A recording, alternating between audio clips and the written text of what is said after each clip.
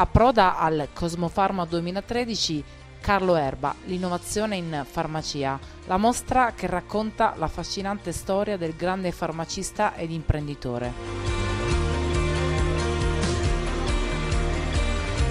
Un'avventura personale lunga oltre 150 anni, che ha segnato il salto dalla farmacia ottocentesca alla grande industria.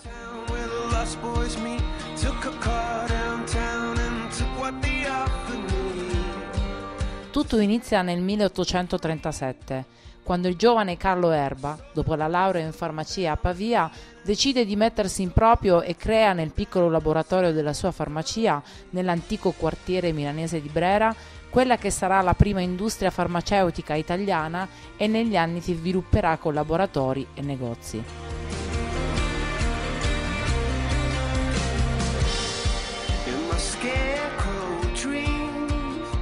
L'esposizione traccia un percorso inedito attraverso alcune tappe fondamentali dell'industria farmaceutica italiana e le pietre miliari dell'evoluzione del ruolo del farmacista fino ad oggi.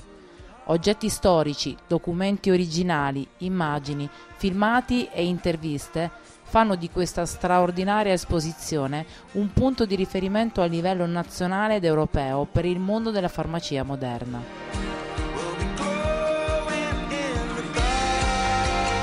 Un settore che deve molto a figure come quella di Carlo Erba, che ha dato il proprio nome ad una marca storica della farmacia italiana e ha posto le basi della moderna figura del farmacista.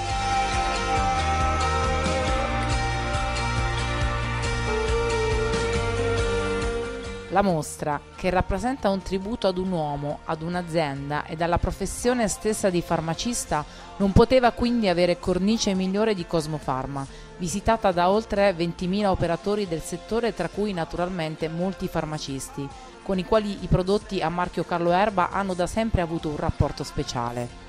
Per la sua esemplarità e continuità, la storia della Carlo Erba fornisce un filo conduttore attraverso cui seguire alcune delle principali tappe della storia della farmaceutica italiana negli ultimi 150 anni, che hanno visto, come ben testimonia la figura stessa del fondatore di questa azienda, una progressiva evoluzione anche nel ruolo del farmacista, che resta il mediatore per antonomasia rispetto alla relazione tra paziente e farmaco.